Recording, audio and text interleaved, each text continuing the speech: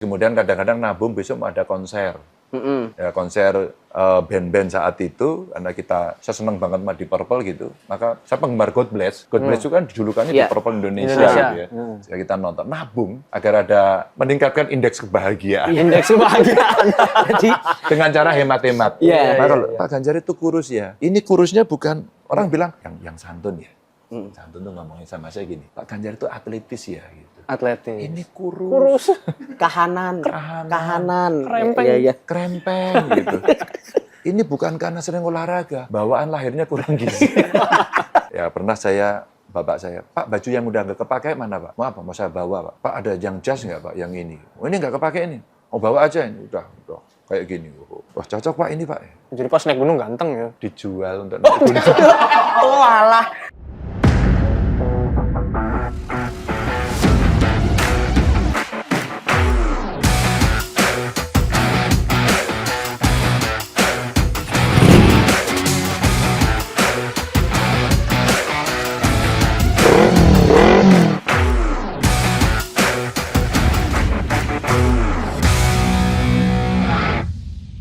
Sahabat Kompas.com, ketemu lagi bersama saya Tatang Guritno dan rekan saya Vittorio.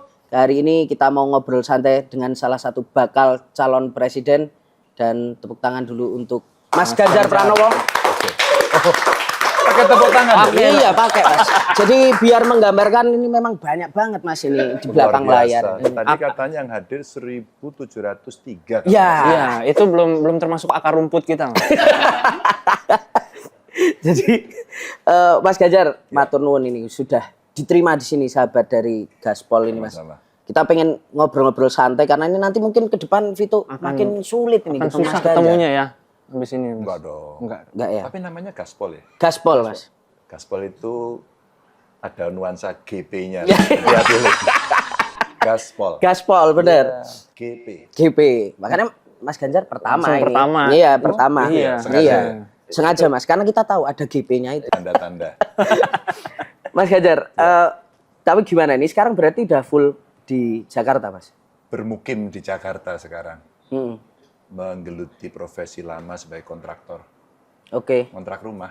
Kontrak rumah. Oh, iya. Berarti Mas Ganjar udah senasib Mas sama kita ini, tapi nggak ini kan Mas, nggak jet lag dengan udara Jakarta kan Mas? Sedikit sih. Sedikit. Ada satu saya lupa. Hampir 10 tahun di Semarang itu, kemarin banyak temen pengen ketemu saya. Gitu. Oke. WA saya, Mas Ganjar kapan saya boleh ketemu? Kamu di mana? Ya di Jakarta gitu. Oke, sekarang aja ya gitu. Aku lupa bahwa di Jakarta butuh waktu lebih banyak. Iya. Kalau di Semarang dulu, oke sekarang meluncur 10 menit, 5 kemudian menit. Iya. Budal Itu aja saiki sih. langsung sampai Mas ya, Langsung Semarang. sampai. Harta 1 jam ya. Ya ternyata minimum 1 jam, Minimum. ada yang 2 jam gitu. Minimum. Oh iya, aku lupa, sorry ya, kayaknya tadi ketemunya pagi.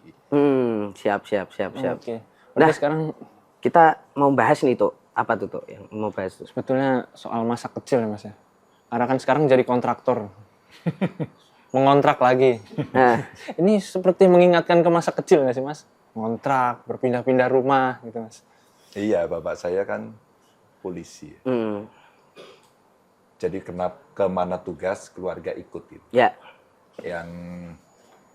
Yang tidak terlalu banyak berpindah sebenarnya saya. Oke. Karena saya lahir di Tawangmangu, bapak saya sudah ya relatif lebih menetap, karena sebelumnya kan perang. Perang, pergi balik begitu. Nah, pas saya ini sudah lebih lama menetap.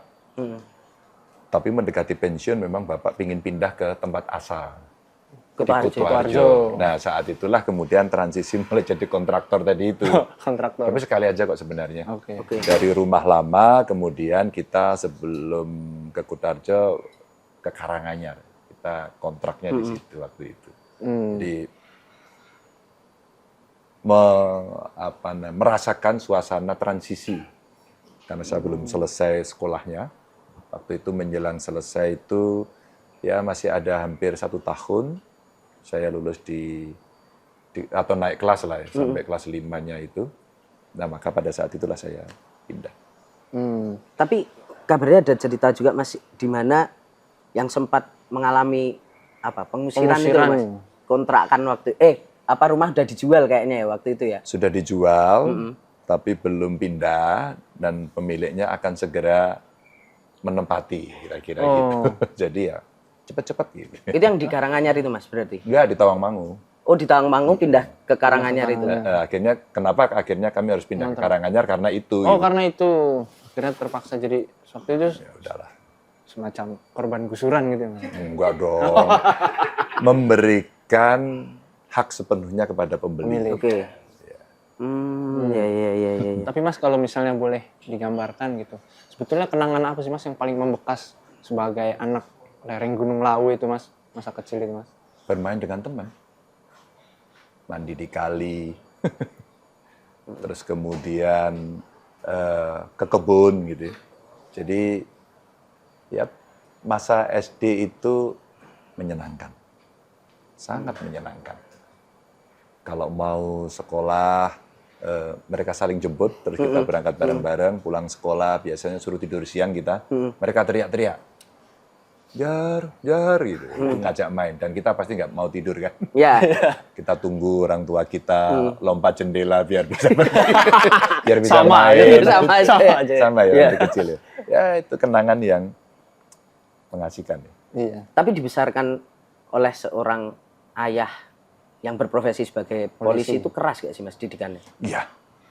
Bapak saya itu polisi dan brimob. Oh polisi Brimob. Brimob itu kan lebih nuansa tentara sebenarnya. Ya. Iya. Yang saya rasakan saat itu. Sehingga disiplinnya tinggi. Jadi lumayan keras lah kita menghadapi situasi pada saat itu ya. Mesti tertib, disiplin, lakukan A, B, C, D. Tapi ya setelah besar, itu menjadi pelajaran bagus banget. Kita menjadi orang yang konsisten, tidak mencela-mencele. Ya. Kita mesti menepati janji, ya. Dan manusia pasti tidak sempurna, gitu ya. Terus kemudian kita mesti hati-hati. Nah kadang-kadang kalau saya tidak hati-hati ya, sama. Kita mesti harus ada kontrol diri pada soal-soal seperti itu. Apa Mas Apa yang didikan paling keras dari dirasain? ayah? Disiplin. Bangun pagi, sekolah, ngerjain PR, membantu orang tua. Maka kami diajarkan masak, diajarkan nyapu lantai, ngepel, berbagi tugas. Terus kemudian ya bantu bapak itu. Di beberapa cerita pernah saya sampaikan, saya jago nyemir sepatu. Perlu? Jangan sekarang Mas. Soalnya Brimob kan soalnya ya, Iya. sepatu harus Dan kinclong. pangkat terus. belum seperti hari ini. Kalau hari ini kan pangkat banyak yang kain ya. Ya. Oh Ditempel, iya. dijahit. Kalau dulu nggak, pakai kuningan. Maka Iya, mesti yang mengkilap. berat itu ya. Oh. Maka dibraso. Ya, Jadi dibraso. alat untuk pengkilap itu namanya braso gitu ya. Kok di sini bilang oh sih? Ini ikut-ikutan wawancara ya? Enggak seumuran emang Mas kayaknya. Oh, seumur. Ini memang tim hore Mas, Tim nyentuh horenya ini ikut, ya. oh gitu. Ini ternyata ada host ketiga. Cadangan. Cadangan. Oke. Nah, itu kita jago braso. Nyemir itu bagaimana diajarin, agar mengkilap itu disiplin. Tapi Bapak wis keras gitu berani tetap nggak tidur siang, Lompat jendela. lompat jendela itu pulang apa gak dipecuti iku Mas? Ya, pernah dicewer gitu ya, pernah. Pernah dicewer. Bapak Brimob ya gitu. Iya. Mungkin Bapak lagi tugas kali waktu itu makanya berani ya. Gak di rumah. Iya, nggak di rumah. Nggak di rumah. Iya. Nah, Mas, terus ketika kemudian dididik oleh keluarga Bapak polisi.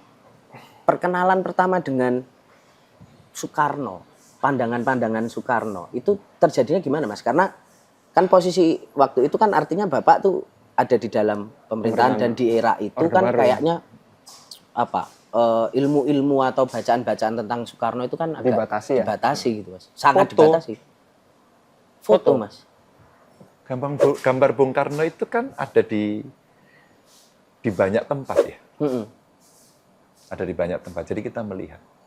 Dan kita anak SD itu kan dulu belajar sejarahnya cukup serius. Menteri aja dihafalin, tau nggak? Oh iya. Dia cerita bapak saya juga gitu tuh. Menteri harus apa? Oh, kamu nggak ya gitu. Saya lupa sih. Jadi saya ingat saya waktu kecil dulu kita ngapain? Kabinet terbentuk itu kita ngapalin. Provinsi ada berapa, Ya. peta buta, ya.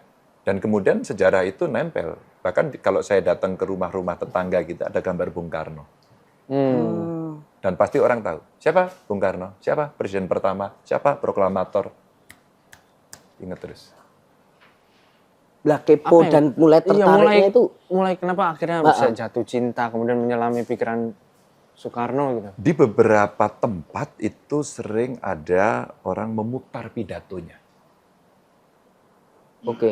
Dan orang kemudian menceritakan, ada storytelling. Saya ketemu temannya bapak saya gitu ya. Kalau di rumah tidak terlalu banyak dialog tentang Soekarno. Karena era Orde Baru, Mas, bapakku polisi, Mas. Iya. Nggak mungkin lah cerita itu. Itu dia. Tapi bapak saya cukup demokratis, keluarga saya cukup demokratis begitu ya, sehingga tidak cerita melarang gitu. Tidak cerita melarang. Kecuali orientasi politik iya. Oke. Oh, Tapi kan waktu kecil kan saya anak-anak, Iya. belum. Kami masih melihat foto-foto, diceritain orang, pendidikan sejarah. Kalau sejarah enggak, sejarah guru-guru saya mengajarkan. Siapa presiden pertama? Siapa presiden kedua? Waktu itu baru ada pertama dan kedua. iya, kan? baru dua. Baru ada pertama dan kedua. Terus orang ngelihat bagaimana sejarah perjuangan. Pasti orang baca Bung Karno kan. Proklamator, Soekarno, Hatta. Itu.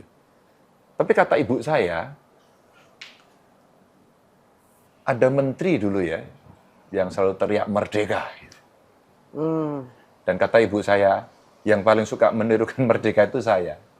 Oh, dari kecil dikit. Dari kecil. Merdeka. Katanya gitu. Kebetulan saya punya Pak D tentara. Ya. Jadi kalau ketemu merdeka gitu. Langsung. Nggak tahu itu sadar apa enggak, tapi pembelajaran kita ada di situ. Merdeka. Terus mulai kepo dengan Soekarno apa mulai kuliah? pemikirannya itu kapan, Mas? Mulai Ya, membaca. SD kita mengenal itu, ya sampai SMP lah ya. Masih biasa. Saya kira masih ya SMA ya so-so gitu ya. Kuliah. Kuliah itu makin apa ya, bertemu dengan para aktivis, senior saya ada di Mapala, di GMNI, terus nyekokin Gemini Study Club. Itu ada, Gemini itu sebenarnya GMNI, ya. Itu senior-senior gitu kan. Terus kemudian ya apa namanya, membaca buku wajibnya dulu DPR gede-gede gitu. Waduh. Ketemu Mbah Tarjo, mulai rutin dan ya puncaknya di tahun 92 ikut kampanye sudah. Oke. Udah ikut kampanye. Padahal itu semester berapa berarti, Mas ya? 92. 92 udah nulis skripsi saya. Oh, skripsi. Oh, ya. Udah nulis. Berarti tapi ini kan kalau kita baca-baca itu juga Mas Ganjar itu kan posisi kuliahnya itu kan jo susah tuh Mas, wangel dalam keterbatasan.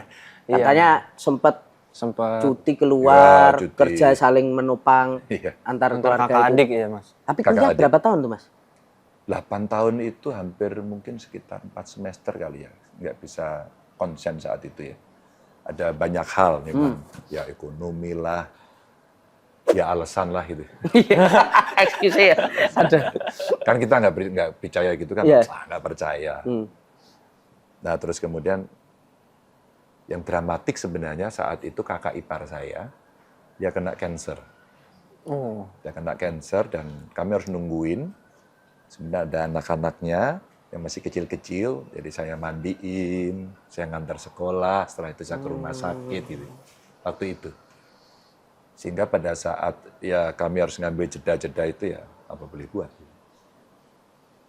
Biarlah itu saya tanggung sendiri begitu ya.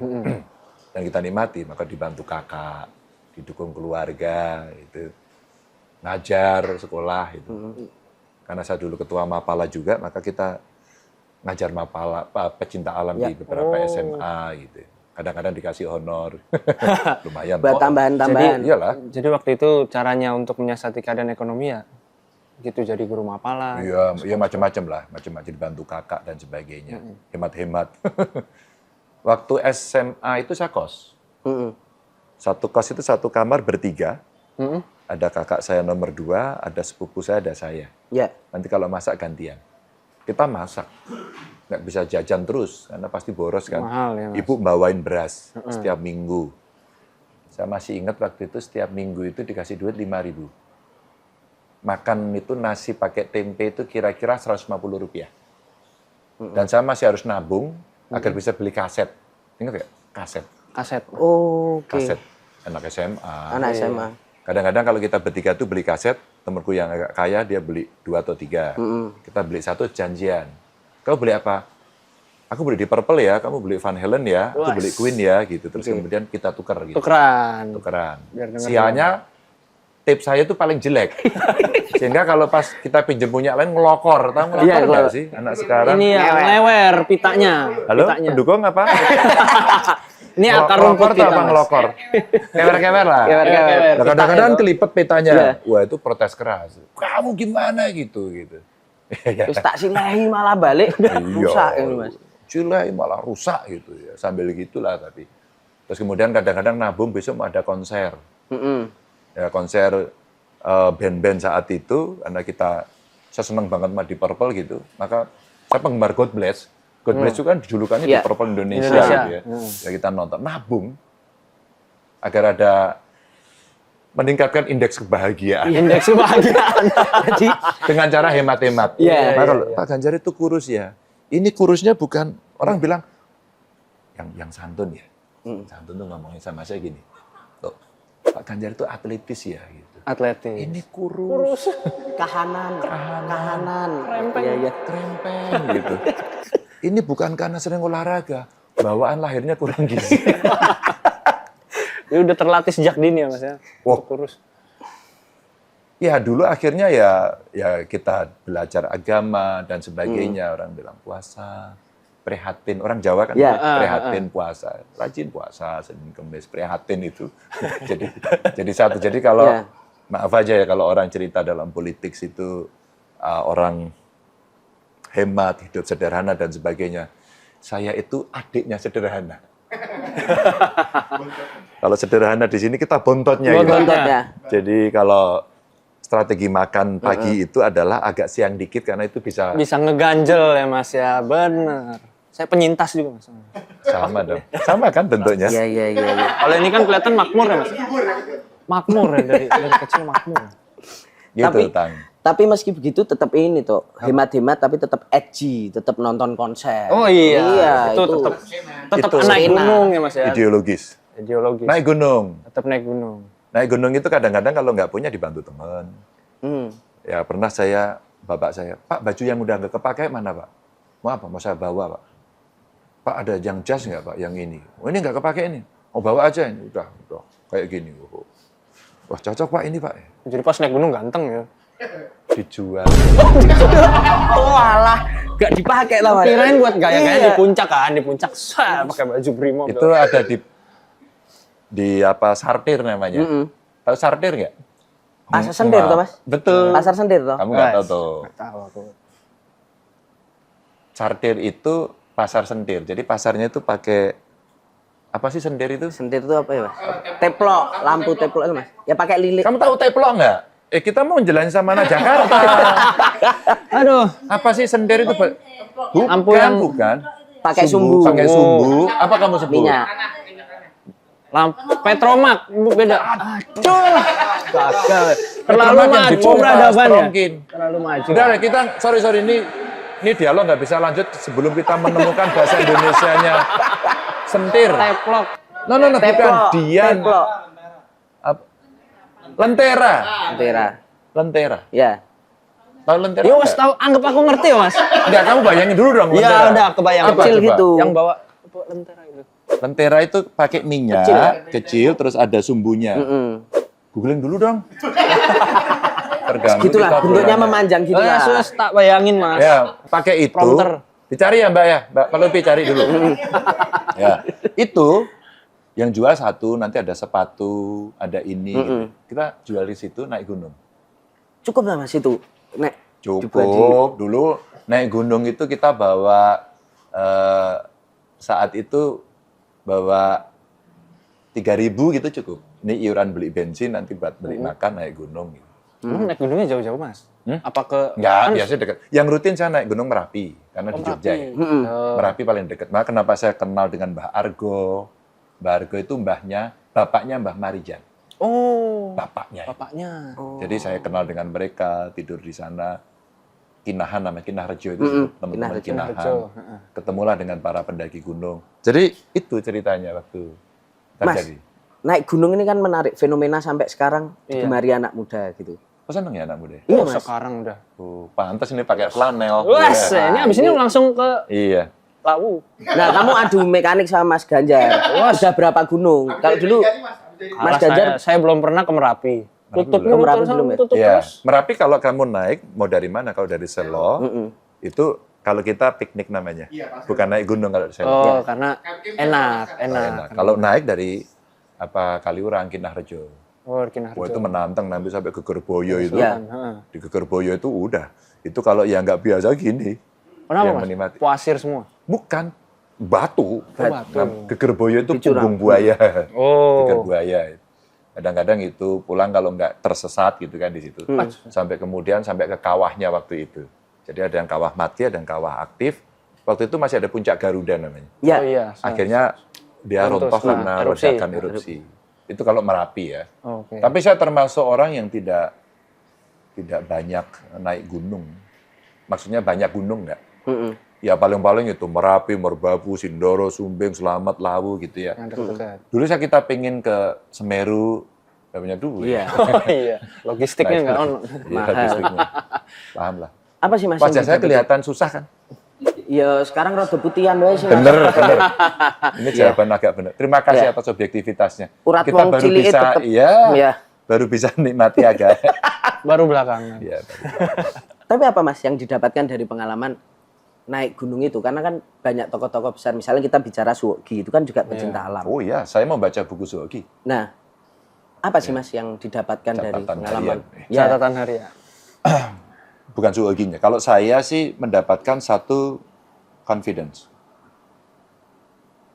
Orang naik gunung itu kalau nggak confident, mentalnya nggak kuat, drop, nggak akan ke puncak. Walaupun fisiknya kuat. Walaupun kadang-kadang fisiknya kuat. Pos 1 kita kira-kira seberapa, pos 2 seberapa, pos 3 sampai puncak seberapa. Kita mau sampai ke puncak. Puncak itu sebagai satu goals. ya. Tujuan kita akan ke sana. Maka teori dari teman-teman saya, guru-guru saya yang ngajarin saya naik gunung, para mountaineer ini menyampaikan, listen your body. Kamu jangan paksain, karena ini kaitannya dengan komplit, komprehensif. Ya fisik, mental, ya spiritual, doa, dan perencanaan, Perencanaan, logistik, manajemen, ya. manajemen perjalanan ya. Nah, confidence. Terus kemudian ya manajemen itu kita mesti nyiapin. Nanti hujan nggak? Dingin nggak? Berapa suhunya? Kita memanage itu dengan baik. Leadership. Karena kadang-kadang saya yang bawa rombongan. Oh, depan. Iya, Leadernya. leadernya saya. Jadi mesti memanage sekian anak, sekian orang kalau terjadi sesuatu. Jadi gendong murid saya Semi-semi jadi porter Mas ya. separuh bener.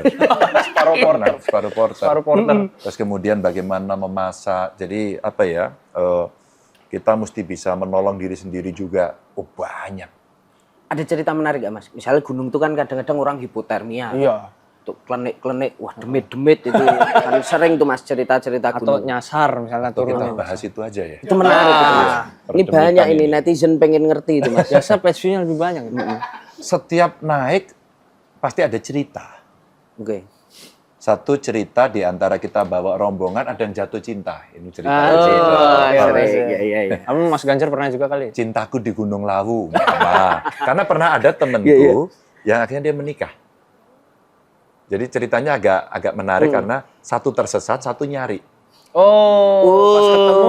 Ada dong. Iya. Ketemu langsung. Langsung, Pesan untuk netizen ya. Jadi kalau ada yang tersesat itu dicari, siapa tahu jodoh. Nah, dua ada gaya lah ya, sok cowok itu sok menolong. Berat ya, padahal naksir. saya bawain. Saya bawain ya, gitu gimana terus. Aduh, terus habis itu pegangan. Akal-akalan montir ya. Nah, pelaku ya. Nah, kedua, pengalaman menarik, teamwork ya. Agak serius nih sekarang. Teamwork. Dan pada saat itu kita tahu siapa diri kita. Who am I, who you are. Karena pada saat teamwork, naik gunung itu orang kelihatan aslinya. Aslinya. Iya. Bener nggak? Kelihatan aslinya. Kamu suka menolong nggak? Kamu aware pada teman nggak? Kamu merasa in grupnya terasa nggak ketika bareng-bareng? Kadang-kadang kita udah itu anaknya nyebelin tinggalin aja. Ketahuan ibu-ibu kita. Termasuk ibu saya sendiri baca orang gitu. Tapi di situ juga kita ngerti orang ini suka nolong ternyata. Orang ini mau berkorban. Tersesat beberapa kali kita. Tersesat. Betapa ketemu warga kemudian menolong. Menumbuhkan empati. Ya ada yang naiknya malam minggu aja, pulangnya Selasa juga pernah. Orang tuanya bingung, gurunya bingung. Karena nyasar itu, Mas. Nyasar. Tapi kan kita belajar ya. Iya. Kita belajar peta, belajar topografi, menggunakan kompas, bagaimana rescue, pertolongan gitu. Jadi waktu saya jadi gubernur, hadiah pertama saya adalah banjir. Di Kudus jalannya putus. Logistik Jakarta harganya meningkat. Ya. Terus kemudian saya turun, terus saya cek, ini sudah ada serunya belum? SMC-nya siapa? Nah, saya pakai istilah-istilah itu, kaget mereka. Kok ngerti? Kok ngerti? Gitu. Ketua Mapala, bro. Iya. Abang-abangan gunung. Abang-abangan gunung. Abang-abangan gunung. Nah, terus kemudian kita pernah latihan SAR dan sebagainya. Nggak bisa. Komunikasi di mana? Di sana. Logistik di mana? Di sini. Nggak bisa. Nggak ketemu. Nggak pindahin semua. Masukkan dalam satu posko. Ada yang gerak. Bagaimana komunikasi harus on semua. Kaget.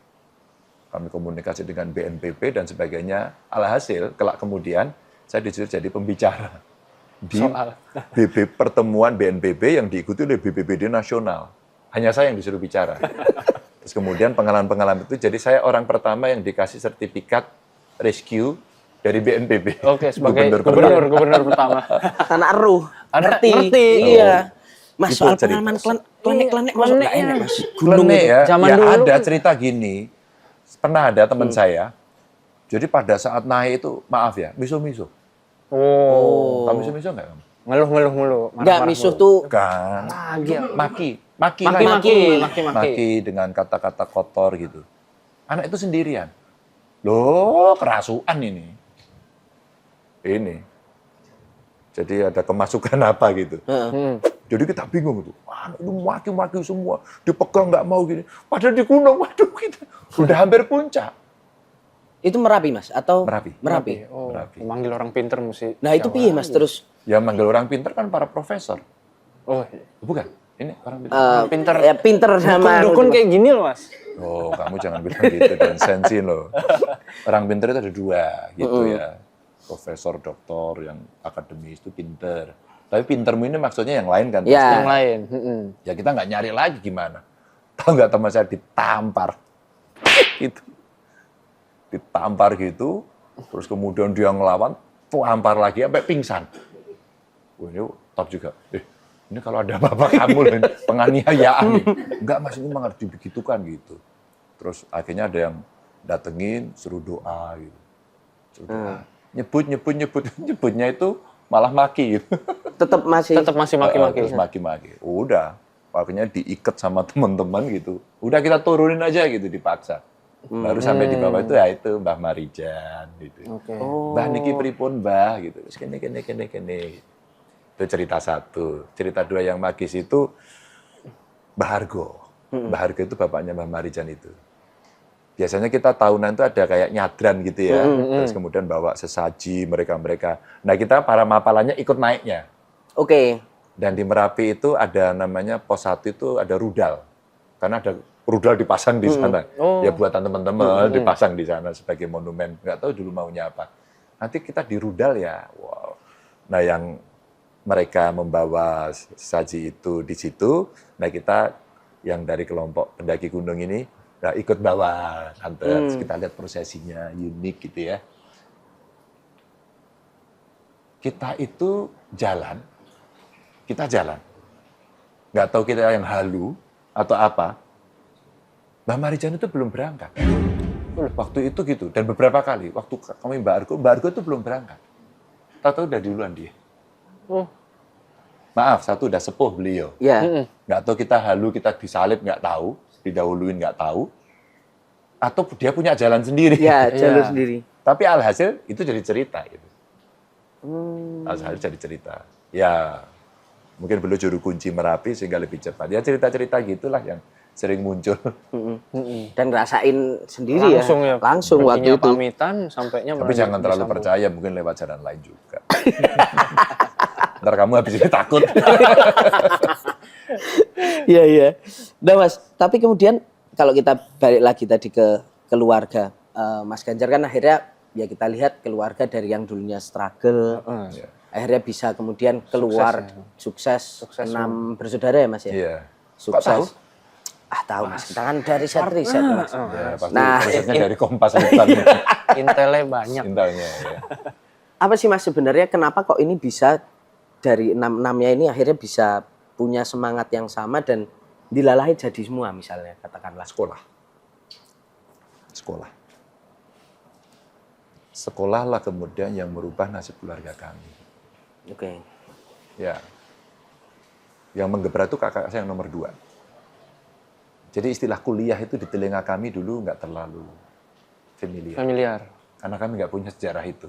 Ibu saya lulusan SMP, bapak saya lulusan Vervolg School. Vervolg School itu nggak tahu saya SD-nya sampai kelas 6 atau kelas berapa. Kayaknya nggak nyampe deh itu. Jadi sekolah rakyat, masih sekolah zaman Belanda dulu. Jadi ya setaranya SD lah bapak saya. Nggak ada cita-cita itu. Kakak saya pertama nggak kuliah. Nah kakak saya yang kedua ini pinter gitu. Maka dia ingin kuliah.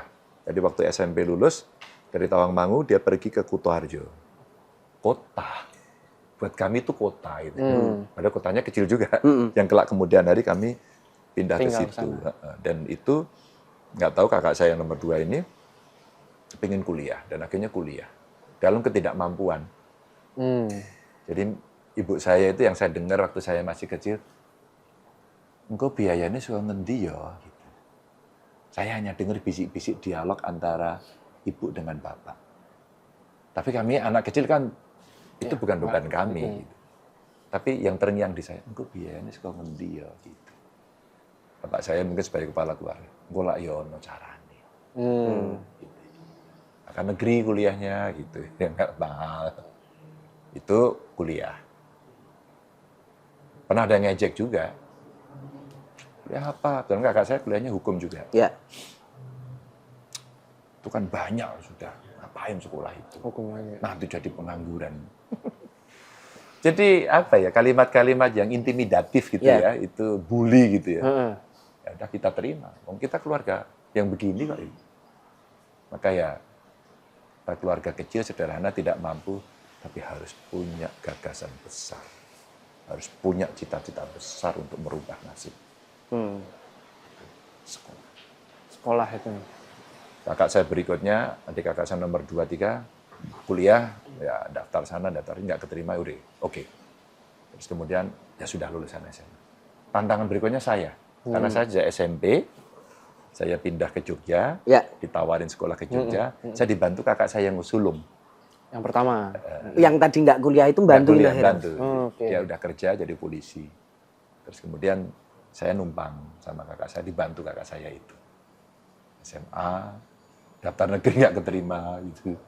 Mas Ganjar ini busa tuh Mas? Busa, terus kemudian SMA-nya busa gitu. Maka pada saat busa itu, karena swasta, bayar relatif ya. Untuk keluarga saya mahal. Iya busa, sekolah elit Mas. Tapi dulu kan ada cross subsidi. Ya, cross subsidi Tapi ya. waktu ditanya, ya saya itu kategori menengah katanya. Ya, buatku mahal, menengah sekolah. Tapi ya wes lah gitu ya. Guru-guru saya juga baik-baik gitu, mengantarkan saya. Maka cita-cita saya satu, saya harus sekolah dan negeri. UGM. Langsung. Cita-cita, karena terinspirasi kakak saya. Ilmunya sama. Mungkin yang membuat saya sukses itu doa ibu kayaknya, doa orang tua. Iya, ya. Kalau Mas Ganjar cerita kan selalu pengalaman dengan ibu itu kan dipeseni ibu itu kan sangat jadi pegangan. Jadi itu dan sesuatu yang saya bahagianya terasa sampai hari ini, keterima di UGM namanya masuk koran. Kan di koran. Masih ada berarti clippingnya Mas? Enggak, itu saya nggak clipping, sayangnya tuh. Jadi saya lagi jualan bensin, jadi rumah saya di sini, terus ini ada gang, terus ini ada kita jualan bensin. Dan tentu nggak izin dulu. Cuma bangun warung gitu aja. Jadi kalau kena Satpol PP juga hilang juga sebenarnya ya. Kita tuh hidup dari kebaikan orang. stasiun sebelah sini kami jualan bensin, terus pagi-pagi itu sampai deg-degan itu. Terima nggak, keterima nggak? Kita beli koran. Saya ingat korannya waktu itu ada KR sama Suara Merdeka. Sampai kita beli 2, tahu nggak? Ini bener nggak? Oh, buat cross check. Cross check. Ada. Saya tinggal warungnya, saya titipin teman, lari ke rumah. Lari ke rumah itu. Wah, keterima. Saya ingin menyampaikan sama ibu saya di rumah untuk, Bu, aku keterima. Dan saya dipeluk. Wah, bahagia, sedih, berkecamuk. Rasa pelukan ibu saya, kegembiraan saya itu sampai hari ini masih saya rasakan. Pada saat itu kita berpikir, nanti biayanya dari mana? Iya. Itu aja. Jadi kami harus keterima, dan akhirnya ya terimalah di situ. Terus berikutnya adik saya bungsu kan. Adik saya lebih pintar ternyata. Ya dia nggak sedramatis saya gitu. Agak mulus ya. Agak mulus. Dia mulus, sekolahnya bagus gitu, keterima negeri terus kuliah gitu. Dan dia kuliah kayaknya setahun persis di bawah saya, Ya. dia psikolog. Ambil psikologi di UGM juga. Tapi lulusnya cepat dia. Lulus cepat dia gitu. Nah, akhirnya ya kamilah keluarga itu saling tolong, saling membantu. Saya dibantu kakak saya nomor 1, adik saya dibantu kakak saya nomor 2. Nah, kita saling bantu. Begitu lulus, kita mulai dapat gaji pertama, kedua gitu ya. Kita iuran bantu untuk melunasi utang orang tua. Ya. Oh, iya kan. Ya, alhamdulillah lah. Mas, tapi ini yang menarik juga Mas. Kadang kan kita kalau di posisi ambang batas secara ekonomi susah. Tersudut, Itu kan ya. justru malah kita tuh ada anggapan juga, udahlah, lu fokus aja kuliah, kelar kerja.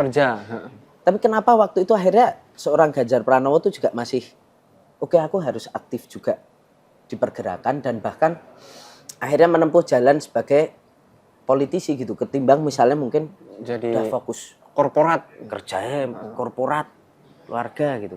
Apa Mas yang terpikir? Nakal kali ya saya. Nakal. Setelah saya dapat pengaruh. Dipengaruhi, diprovokasi atau lu salah Tongkrongan pilih. ya.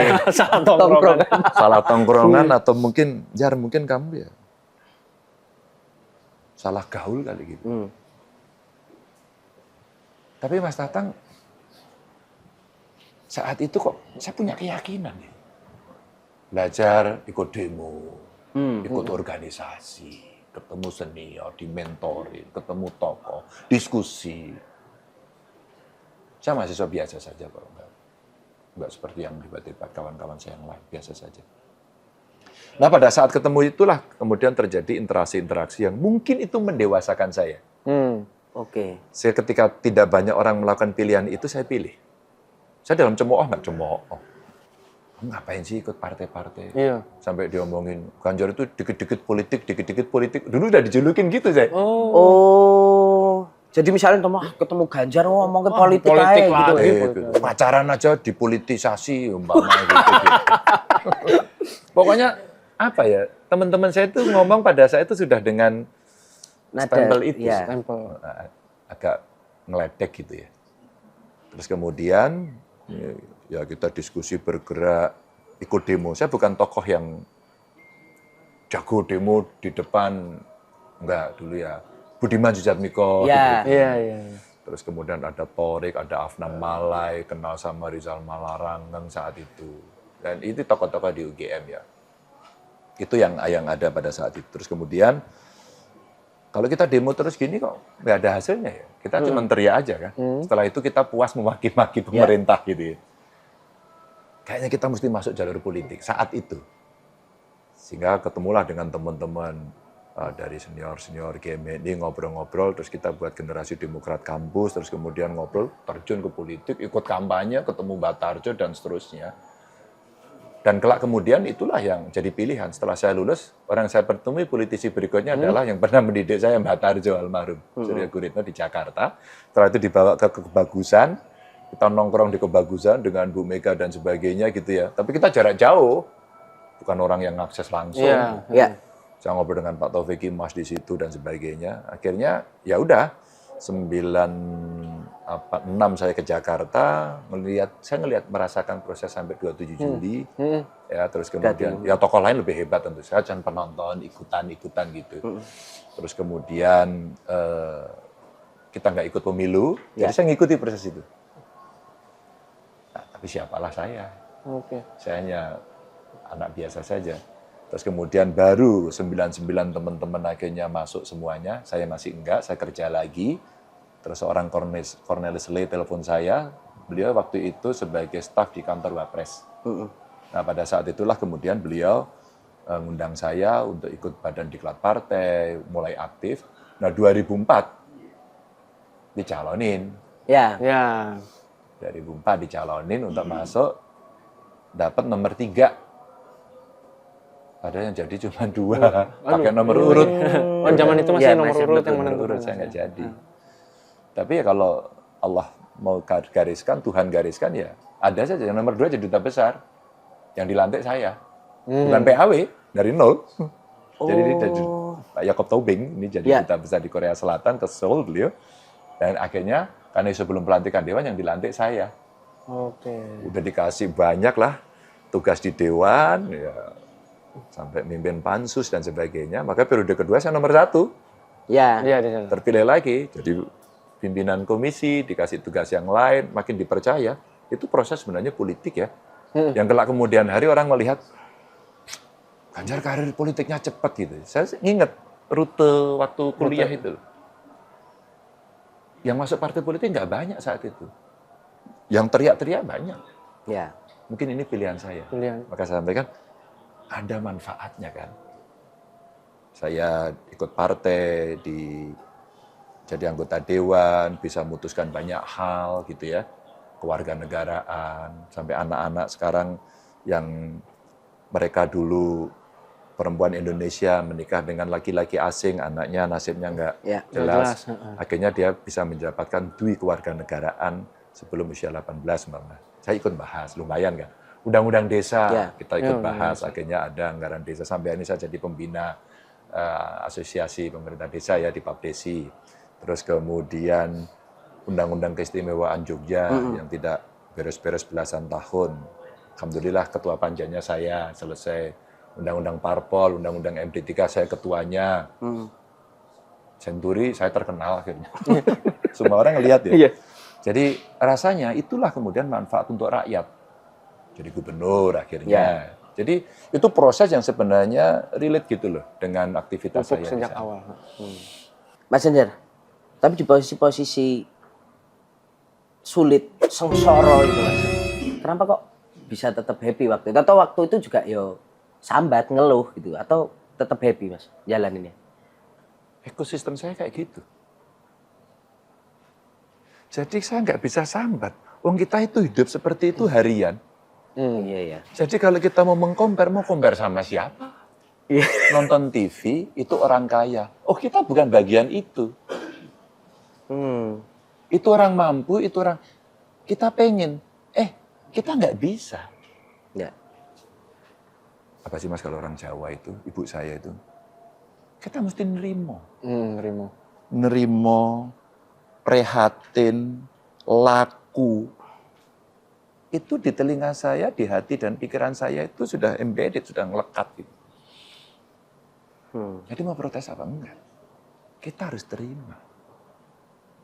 Ngedumel saya, Bu kok jangan Jipang terus toh Bu? Kok mbayung terus Bu? Kok godong pohong terus toh Bu? Gitu. Kita protes. Dan ibu saya saat itu, ya sesuk mbeleh pitik. Jadi makan ayam itu nunggu waktu. Ada 2 yang ditunggu. Satu ada tamu enggak, baru dipotongin ayam. Dan kita ngintip. Habis enggak ya? Kebagian enggak ya? Iya. Atau nunggu orang punya gawe kita dapat. Ya di luar lebaran lah. Jadi seharian itu. Kelak kemudian dari sekian puluh tahun, hari ini, itulah sayur yang saya rindukan. Maka saya kalau daun singkong suka banget. Bapak situ kalau makan daun singkong, itu. Apalagi Bapak saya itu suka ngajak saya waktu itu makan sekali-kali gitu ya, ke warung lebih bagus, restoran gitu, Padang. Dan saya tahu istilah cuk ubi itu dari bapak saya sebenarnya. Tahu cuk ubi? Nggak tahu aku. Daun singkong yang Daun masih singkong. muda, Oh. pucuk ubi. Pucuk Pucuk ubi. ubi. Gitu. Jadi saya makan makanan Padang itu dari bapak saya sambal. Dan bapak saya itu kalau makan apa itu daun singkong direbus aja ya, pakai sambal. Sambal terasi gitu. Itu enak banget. Nah, saya terbawa. Maka kami suka sayur semua. Oh. Itu nggak enak lawuh ya Mas ya? Nggak Ya, ada lawuh. tergantung. Ketika ada ya oke, nggak ada itu nggak ada Nggak masalah. tempenya, nggak mas. Dan kami biasa melakukan itu. Ada keinginan nggak untuk makan yang lebih enak ke sana? Ada, tapi itu seperti sinetron yang kami tidak mungkin. Jadi kamu terima aja ini. Jadi ekosistem saya seperti jadi biasa. Kami memberontak enggak. Kita terima. Dalam situasi yang bisa dikatakan tersudut gitu Mas atau sulit lah, itu ada nggak sih Mas orang-orang yang juga mungkin membantu Mas Ganjar dalam pertumbuhan masa remaja sampai dewasa gitu Mas? Ada. Kakak saya yang paling sulung itu lumayan badung. Tapi nilai sosial dia tinggi. Saya masih ingat waktu kecil tuh setiap hari tertentu ada 2 anak lewat sama ibunya. Kadang-kadang nggak pakai baju, pakai celana pendek aja gitu ya. Umbelen, ingusan. Dan maaf ya, orang tuanya itu gondong apa itu? Oh, kan. Ya, Gondong ya. gondongan. Gondongan yang sini gede gitu, gondok. Dan kami di gunung biasanya kurang apa namanya beberapa zat lah Ya, yang ada di situ. yodium kan Mas biasanya. Yodium sebenarnya karena di gunung. Nah itu kakak saya selalu ngintip gitu. Nanti dia ngambil beras dari orang tua saya jatah. Kalau jatah abri waktu Abri itu kan kan ada. sak karung itu. Jadi dia ngambil berapa gelas itu, terus dia umpetin. Terus kemudian dia kalau pas itu lewat lari dikasih, lari lagi. Lari dikasih, lari lagi. Saya ngelihat itu. Sehingga suatu ketika ibu saya tahu, lu ini ngapain beras kok diumpetin itu mau dikasih. Nggak usah diumpetin, kasihin aja. Oh. Itu nilai kemanusiaannya. Nah kalau kemudian hari saya gede gitu, ada keluarga yang banyak menolong saya. Waktu kuliah itu saya ditolong oleh keluarga teman saya namanya Jabrik. Jabrik. Namanya Jabrik. Sugeng namanya. Ini ibunya jualan di pasar, bapaknya pegawai dinas P&K, tukang buatin minum. Itu minjemin saya mesin ketik TikTok untuk ngerjain skripsi. Oh. Saya tidur berhari-hari di rumahnya dia, ibunya tiap hari nyodorin makanan. Kami jadi keluarga sampai hari ini. Sampai hari ini. Udah dianggap anak ya Mas? Anak. Kalau saya enggak mau ke kampus gitu, saya pinjem motornya kalau ada, kalau enggak dipinjemin sepeda ontel.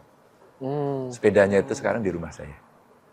Masih ada itu Mas? Masih ada karena waktu itu ada acara apa Mata Najwa, terus kemudian ada gede banget gitu. Apa ya Mas Ganjar harus kira-kira apa? Embo, ya nggak tahu. Pas dibuka sepeda. Mas Ganjar tahu nggak sepeda ini gitu? Tahu lah saya, pernah saya pakai itu. Dan waktu masa kembalikan, Om, taruh situ aja lah Om, buat kenang-kenangan. Keluarga Bapak Simbo ikhlas kok. Itu keluarga yang hari ini menjadi keluarga saya juga. Tuh. Terus ada namanya Wawan. Wawan ini keluarganya dulu penjual geplak. Nah, panggilannya Wawan Tape, Wawan Geplak itu. Itu Tape Mataram itu loh Mas. Itu warungnya itu. Yeah. Di keluarga ini luar biasa sama saya deket dan biasa dikasih makan, dikasih jajan. Dipinjemin sepeda motor sampai lulus ya. Suruh bawa Mas? Suruh bawa. Sudah Terus, bawa. Dia lulus dulu, terus kerja, dia jadi bankir, sepeda motornya masih di situ, terus dipinjemin ke saya untuk beresin sekolah saya.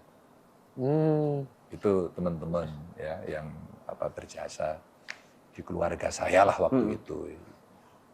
Terus waktu kalau saya kontrak rumah namanya Mas Bisanto. Mas Bisanto itu membantu saya dulu. Kami dipinjemin 1 kamar. Saya kuliah awal-awal gitu ya. Dia kerjaannya supir truk. Makanya kalau saya ke Jogja gitu, saya mampir di Sorosutan. Ini orang-orang berjasa ya. Dan masih banyak lagi. sama orang-orang itu masih sowan sampai sekarang? Masih. Ada teman saya Rudi namanya, ini bapaknya hakim. Karena dia juga jadi hakim tipikor sekarang dia. Oh, oke. Si Rudi teman saya. Ini kaya dulu bapaknya kan hakim bapaknya. Jadi saya sering tidur di rumahnya. Gitu. Saya dijemput pakai motor, pakai mobil dia. Dia bantu saya, ini orang-orang hebat yang di sekitar saya.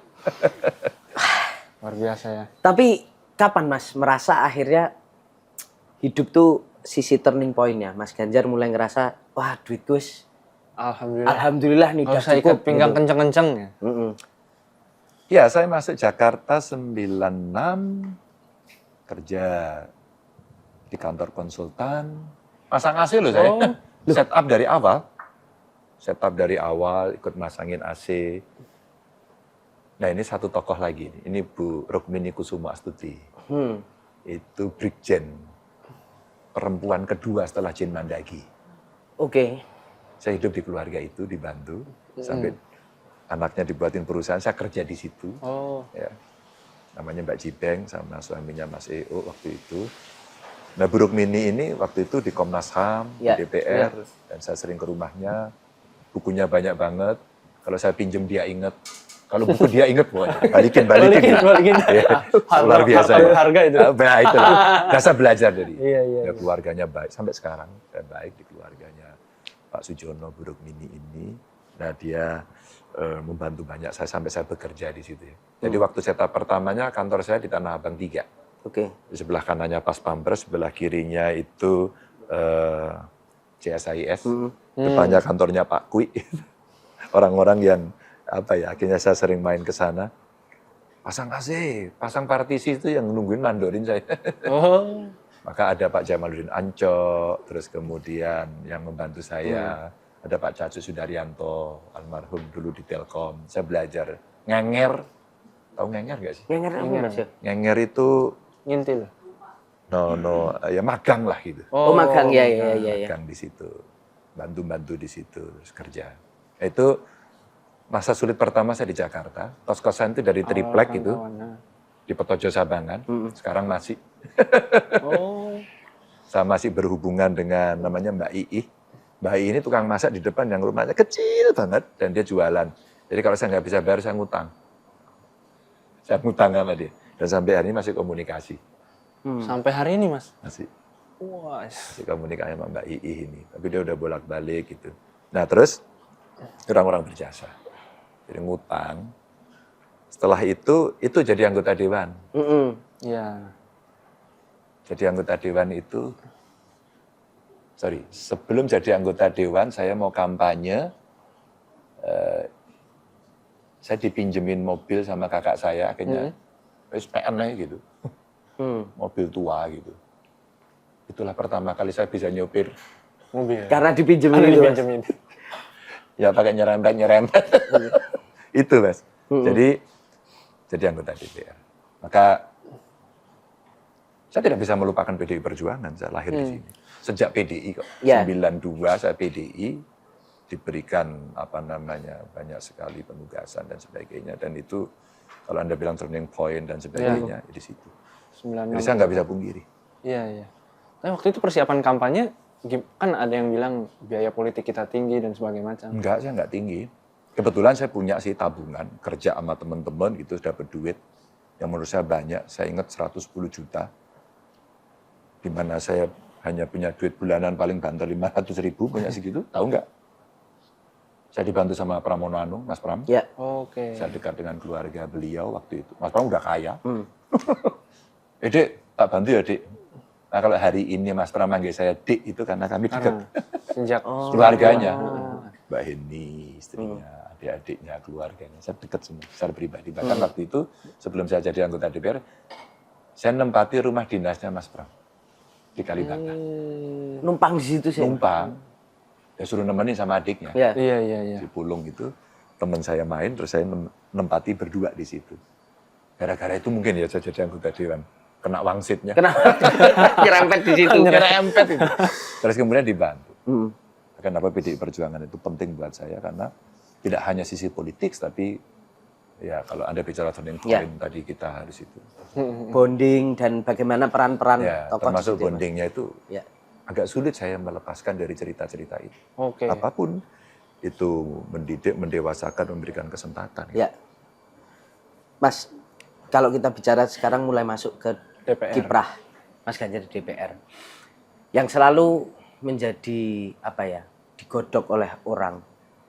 Waktu Mas Ganjar di DPR itu sempat ada tudingan, walaupun ini tudingan disebutkan Nazarudin tapi dibantah oleh Novel Baswedan dan dibantah oleh kesaksian yang lainnya. Yang lain. Soal EKTP.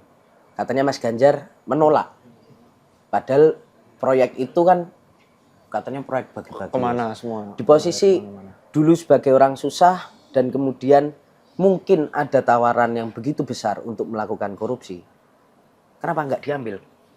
Apa yang bikin Mas Ganjar tidak atau bisa menahan godaan itu? Value dari ibu saya.